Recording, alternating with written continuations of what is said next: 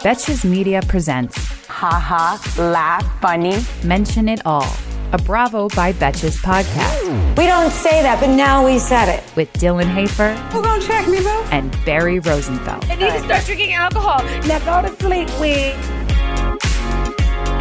Hey everyone, welcome back to the Mention It All podcast. I'm Dylan Hafer. I'm Barry Rosenfeld. How's it going? What's the vibe? Slowly getting back into it. Slowly? I feel like I jumped feet first. Well. We're hobbling through this week. We didn't talk about yesterday. I meant to bring up that Steve Lodge, Vicky's ex-fiance, is now engaged to someone else. I'm sorry, that was repulsive. Vicky is Vicky seems pretty broken up about it. You know, she's made a lot of social media comments and stuff about how, you know, Steve deceived her and lied to her, and you know, she just can't seem to catch a break, and Andy wants to find her a man in 2022. I don't know. I mean, I am not the biggest fan of Vicky, but it does seem like she has pretty bad luck with men. Yeah. And then Peter put in his 2 cents and told her from Vanderpump and told her what the issues with all of her men are, as if she didn't realize those. She is a bad picker. I mean, I think Vicky is the kind of person where it seems like she can get a little desperate and like she just wants, you know, a man to be affectionate to her, which is understandable, but I think it probably makes her susceptible to guys who, you know, talk a big game and really kind of woo her at the beginning, and then they can flip the switch. I gotta say, I'm a little worried that Teresa could find herself in a similar situation with Louis. You know, he seems like a charm machine, but some people who have been with him in the past have not had the nicest things to say. So I don't know. I mean, I'm glad Vicky is free from Steve, but at the same time, I'm like, I don't know. I don't know if it's in the cards for her to like have a dream man at this point. I feel like everyone has different experiences with everyone. So it's like everyone's exes could have, whoever has bad things to say, he can also have exes that have like good things to say. I feel like that's true. These people though, like as much as we love it because we talk about it, I just sometimes can't wrap my head around the situations they make public sometimes that nobody asks for. Like you're grown-ups, like actual grown-ups, and I can't believe you're discussing these things on social media. Right, like Vicky is a 60-year-old woman. I said grown-up. No, like she's a grandmother, and she's making these like sad sack comments on Instagram being like, yeah, you know, well, sometimes men just don't turn, and it's like, oh my God. If my mom was on Instagram like that, that would be a conversation we were having behind the scenes. I would be like, mother. My mom one time asked me, she's like, so what's asked me about like Snapchat. I go, put your fucking phone down. Like, no. We have now turned into the adults. The children now are the adults making the decision. My mom likes Facebook, but Instagram, she has an Instagram account, but she never, I don't think she even like goes on it, let alone like posts things. But yeah, parents on social media, it's a whole other world. It should be a documentary. Okay, but speaking, you know, Vicky's had some rough relationships, and you know who else has had some rough relationships? Sheena Shea. And today we're talking about Vanderpump Rules, and I gotta say, those red flags from Brock are starting to pile up, and weren't even red. They weren't even red. I don't know what color they were. They were like flamin' hot Cheeto flags, you know, like the hot and spicy and extremely red, and they're gonna get all over your hands, and you're gonna have to wash them until your hands are raw. Like this season of Vanderpump Rules, I know you and I have been on the same page. It has not been our favorite. This episode, I actually was entertained by just because I couldn't believe bad it was. how much. It's like every time Brock is on screen, there's like a new red flag, and they're not just like little things. It's like, oh my God. And I want the best for Sheena, but like, is this the best? This episode in particular, just with everything that went on, like, the progress list party, which we'll talk about, but like everything, like everything was like, it made me question if producers were like, fuck, we fired too many people from the old cast. So a quick little note, because I know this has kind of been an undercurrent of the whole season. Ariana did write on Twitter that they had a shutdown of filming because of COVID reasons. I think around the time of this episode, they stopped filming for like 10 days. And she said that with Brock's proposal, wedding, whatever plan, that there were other events that would have been better options than James's engagement party weekend that got canceled because of COVID. But that still doesn't mean that James and Raquel's engagement party trip is the time. And, you know, I guess I've like backed my way into talking about this. But so basically it's Brock's idea. They're all going away for James and Raquel's engagement party, which, like, first of all, I think that's stupid. Like, I'm not traveling for your engagement party. Did they say, though, where it is? Like, how far is this venue? They said it's in like Santa Ynez, I think, which I'm not a California person. Let me look it up. Because I wanted to know like what the distance is for them to actually go to. Because I know they've traveled to Palm Springs, blah, blah, blah. But so I guess they're going for like a few days, and it's Brock's big idea that he is going to propose to Sheena at home before this weekend. And then while they're on this trip, just Sheena, Brock, Tom Sandoval, and Ariana are going to sneak away and do a secret wedding moment. And I just think this is like the world's worst idea. And Tom and Ariana seem to think so too, but not enough to where they actually talk Brock out of doing it. They're just like, it has to be a secret. If anyone listening, if anyone in the world, anyone thinks this isn't a bad idea, like, you have to like think things through, because so from Sur to Santa Ynez, California is a little over a 2-hour drive. Oh, okay. So it's not that far away, but it's not that far, but they're going away for a weekend. Right. So I feel like he's I get that, what you're saying, like, but these are real life events, not just filming. So like you could find another time to do this. Like, you don't have to do this at James and Raquel's engagement party. Haven't you ever heard anyone be like, you better not get proposed to at my wedding? Yeah. Like, you just don't do that. That's so classless. Well, and I think there's also this undercurrent. Not only is it clear that they want to make this happen within the filming schedule, which, you know, I understand they are on a TV show, but like, getting married is a bigger problem than filming for a show. But there's this other undercurrent of, it feels like Brock really doesn't want to pay for a wedding. And that, even if he and Sheena want to get married quickly, don't want to have a long engagement, plan a whole wedding, like, even if that's the case, it feels like Brock doesn't even want to pay for something small and fast and private. Like, he just literally doesn't. He's like, this is the only way I can get away with literally having 0 wedding. This year, enjoy your greens while being green. Green Chef is the most sustainable meal kit, offsetting 100% of their plastic packaging in every box and 100% of their carbon footprint and emissions.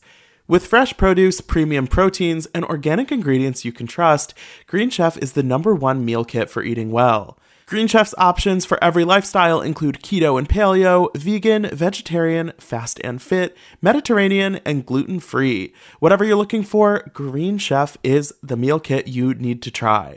Green Chef is now owned by HelloFresh, and with a wider array of meal plans to choose from, there's something for everyone. I love switching between the brands, and now our listeners can enjoy both brands at a discount with our code. I love using Green Chef. It is super easy, and the meals are delicious. My favorite one so far is the cauliflower piccata pasta. So delicious. It has helped me save time. It's good. It's fun. And honestly, I feel super healthy after eating it. Go to greenchef.com/mention130 and use code mention130 to get $130 off plus free shipping. That's greenchef.com/mention130 and use code mention130 to get $130 off plus free shipping. Okay. If you don't have money, we all, like, there are people who the actual wedding is not their priority. It's getting married to the person who's their priority. Mm-hmm. You have to get your shit in check. And if you don't have money for certain things, prioritize what you need. When he went to buy that ring, Dylan, I'm telling you, I have never in my life, I was like, this was almost as bad to show on TV. Obviously, I'm being dramatic. Than like the Jen Shah. This was like wild. Multiple credit cards. They didn't even say how many. He said 3 cards, but when he put out the numbers, it wasn't as much as. Exactly. Because he said it was 25,000, and he said 4,000 on each. It was like 12 total that he put on the cards. So it's like he also was carrying a balance on top of everything that he charged. And he's like joking about like not being able to afford child support and like, which that should come first in general. And then like not being able to afford a wedding. Like, so what are you doing? Like, why did you feel, and also a 12 carat, like no one's impressed with that, because now I'm just being like petty because it's like, was a little tacky, but okay. It kind of looks like, to each their own. I do think engagement rings are something where it's totally personal taste, but it looks like when you do the little, at the front of the like diner, they'll have like a gumball machine and a little machine with like a ring that'll come in like a little plastic bubble. Yes. It kind of is giving that vibe. Pretty princess, yes. If that was a 12 carat diamond ring, that would be, I can't even tell you how much money that ring would be. So I feel like he was like, oh, I'll just like overcompensate, like whatever, and do a 12 carat. If it was a 12 carat diamond, it would be like $1 million ring. Like, can you imagine? I don't know. I mean, I wonder if I don't, it was just really, really like gross to watch that. I don't know why it affected me so much. I don't know. It was just weird. And I get it. He loves her. I don't know. I feel like with the situation that happened earlier in the season where Lala was digging around about his kids and his former partner in Australia, like you couldn't get to the bottom of specifically what was happening with Brock because Lala was kind of, it looked messy on Lala's part, and like Brock was kind of like, you don't know the full story. And it's like, okay, maybe we don't. But with this, it's like we're watching him in real time clearly overextend himself financially because he feels like he needs to give Sheena this ring. And then at the same time, they're talking about this prenup, and in that confessional moment where they're talking about how much she's invested in Homebody, and they're kind of like disagreeing over how much it is. And clearly he really is like, when she disagrees with him, he feels like she's trying to like dig at him, and she's like, no, I don't care. It's just, it was more than 7,000. Like, I'm not mad about it, but he clearly feels a way about that. And then there's the whole thing of, paying his child support and all. Like, it just feels like we're watching someone who is in a really awful financial position still continue to spend money on stuff like this. And it's like, you have bigger fish to fry right now than what weekend you're going to have your surprise wedding. Yeah, and let's not just to talk about the child support of his other two. He has another newborn, like a current newborn that he also has to like support. I actually, and I'm not judging. I'm not talking about people's like, family situations and what they're doing, but I'm like seeing that of the multiple credit cards because he said his credit in America is not good. Is like, what you gotta do something. You're totally right. And I also feel like what is their rush to get married? They're talking about doing the prenup, getting the ring, planning the ceremony. Like, why does any of this need to happen right now? I mean, obviously, it's one thing if you want to be married, but it might not be the right time. And go to the courthouse. It feels like Sheena is still sort of in a bubble of like, this is a perfect relationship and a perfect man, and I've never been more happy in my life. And I don't think that she's like lying about that. Like, I think she is really happy with Brock. I think she wants to marry him, but I think she comes across a little naive, or like she's going to get herself into a bad position again because she seems so unwilling to kind of acknowledge what everyone else sees in Brock. And it just makes me sad because like I always just like I want to like protect Sheena. And I feel Of course. she's kind of like, no, I don't need protection, but like I feel like she does. And it's funny because in the beginning of the season, when we would see all the cast members on like Watch What Happens Live, and like they would talk about like whose relationship would end, like they would always like kind of downplay Sheena and Brock's, and I always like gave him the benefit of the doubt. I don't know why. I was just like, whatever, we don't know the whole story, but yeah, you're right. Seeing that, it was like, Well, it's kind of funny because on the show this season, we've heard relatively little about Lala and Randall's relationship or James and Raquel's relationship. Like neither of those couples have really had problems this season on the show. I mean, and James they're the two that broke up a little bit. And so it's funny to watch now that they've broken up, that Sheena and Brock are the ones getting all of this, kind of negative attention during filming. But like, I mean, just because the other couples broke up doesn't mean that Sheena's relationship is perfect. And I'm curious at the reunion to kind of get a little bit more of a real-time picture of like, okay, now that these breakups have happened, we don't like what's up with Sheena, and do things seem to be going well? Because I don't know. She's just gonna cry. What they ask her, and I feel like she and Brock are probably going to go into the reunion with like a unified front and holding hands, and they've probably like agreed on what all their answers are going to be. Like that's how I see it going down, because I feel like Sheena isn't going to let people come for her man, and I get that, but at the same time, it's like maybe just listen a little bit. Reunions remind me of like end of the year or like mid-year like reviews at like jobs, because it's like you can do whatever you want and have fun and like do your job that you're supposed to do, and then the reunion comes and it's like you get asked the questions and like, where were you, what were you doing, what was your plan, what was your idea, like, and you have to have like your answers sorted out. What are your goals for next year? Your How goals are you for going to next bring season? Okay, so we've talked a lot about Sheena and Brock, so let's pivot now to the business relationships happening on the show. Oh yeah, wait, one thing, okay. Talking about money, just a small tidbit. Yeah. I need to point out the fact that Raquel thought she could do her an entire engagement party of $150 worth of flowers. Like, I feel like she doesn't know that like a bouquet is $100. Like one bouquet, $150 is like two vases of flowers. Yeah, so I feel bad, but she's learning, and also doesn't have to do it anymore. I know, that's the thing. She doesn't have to be a bridezilla because she's not a bride anymore.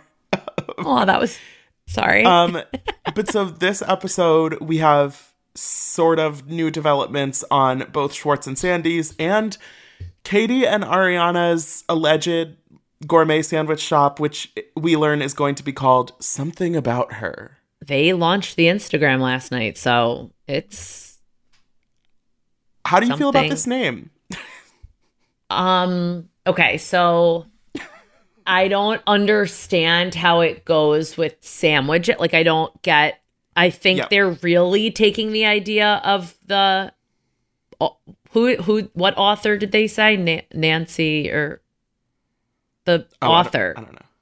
Whatever. They wanted to be like the Notebook, like that, like Scene. I feel like that name goes with that, but and I can envision, if I close my eyes, I can literally envision Katie and Ariana behind the counter with their cute little like aprons on and like making sandwiches and like serving pastries. Like, I really could.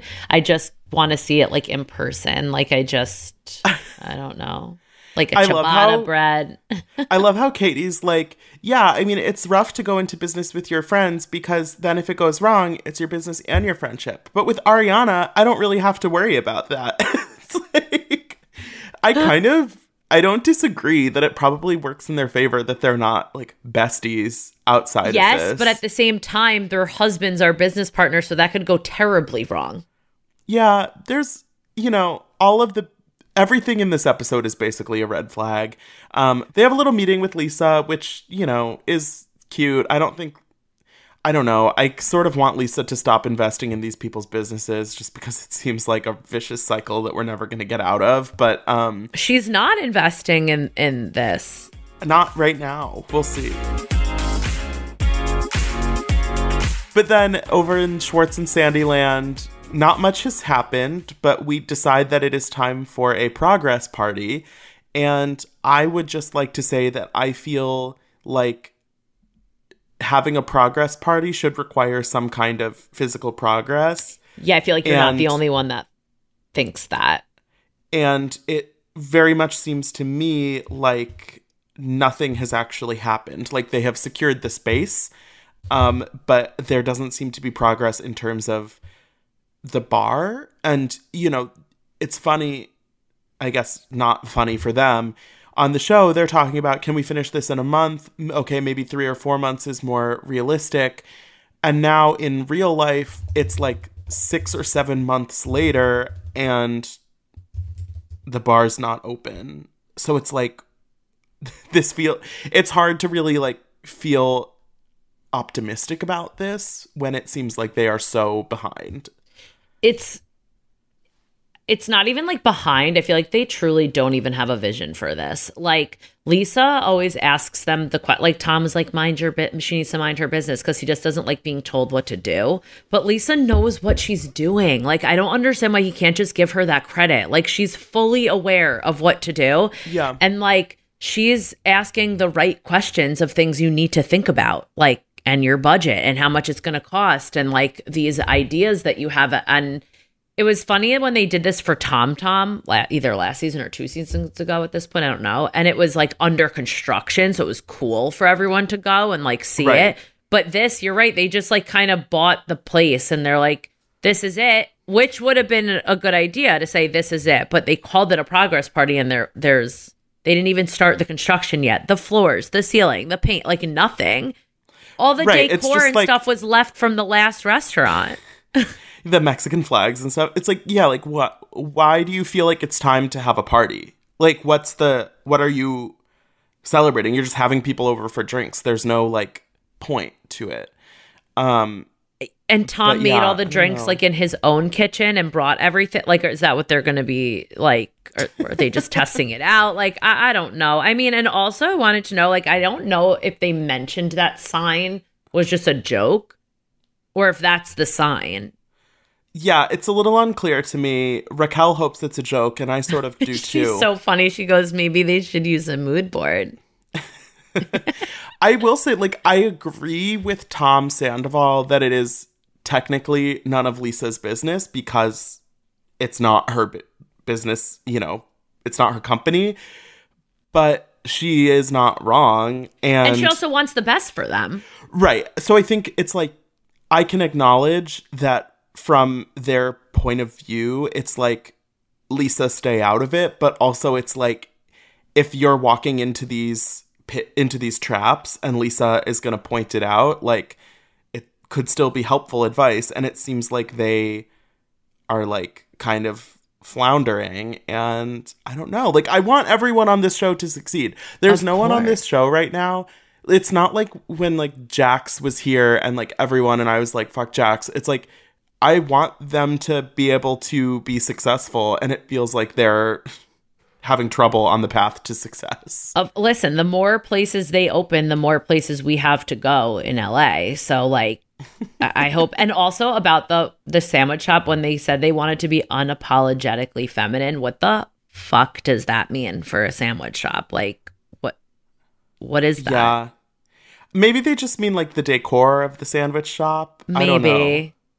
Maybe. We'll see. Something about her.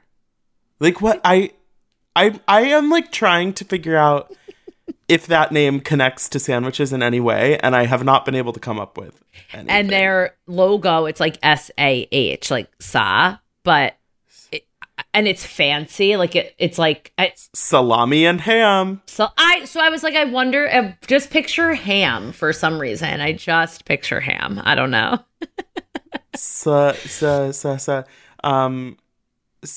Sourdough and whole wheat. Like I wanted, H. yeah, like green eggs and ham, but it's not We'll see.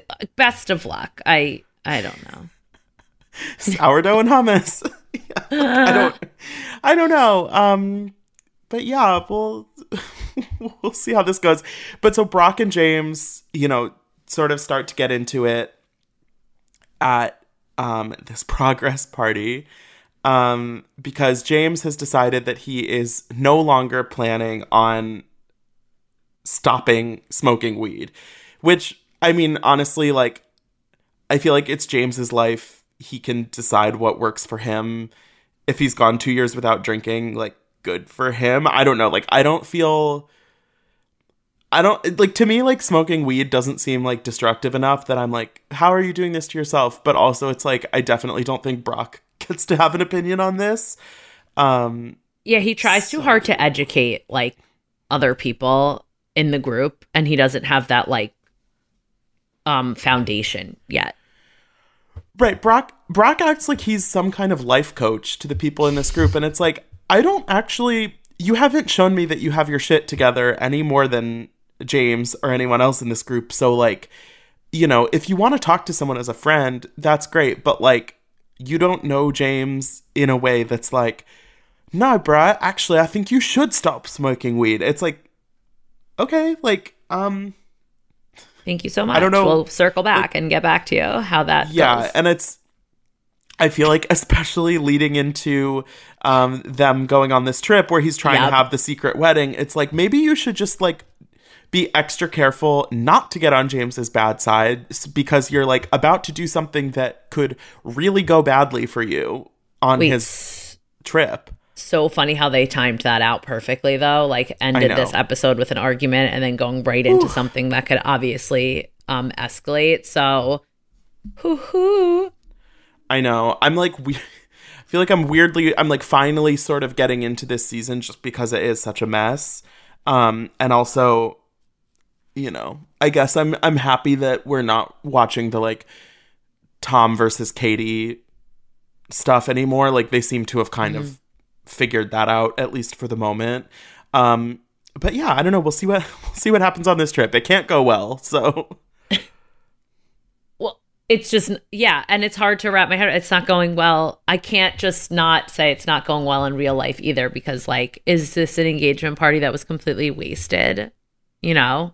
Well, at least they only spent $150 on the flowers, if it was. I know. We'll see. And everyone's wearing their earth tones. Can't wait to see the looks. Oh, sweet Raquel. Sweet Raquel. Lovely girl. Lovely girl. Hope she has a great 2022. I think that's going to do it for us today. Thanks so much for listening, everyone. Don't forget to rate, review, and follow the show wherever you listen. Follow us on Instagram at Bravo by Betches, and just be cool. Don't be all, like, uncool. Mention It All is produced by Sean Kilby and Jorge Morales Pico. Editing by Sean Kilby. Social media by Dylan Hafer. Guest booking by Nicole Pellegrino. Be sure to follow at Bravo by Betches on Instagram and Twitter.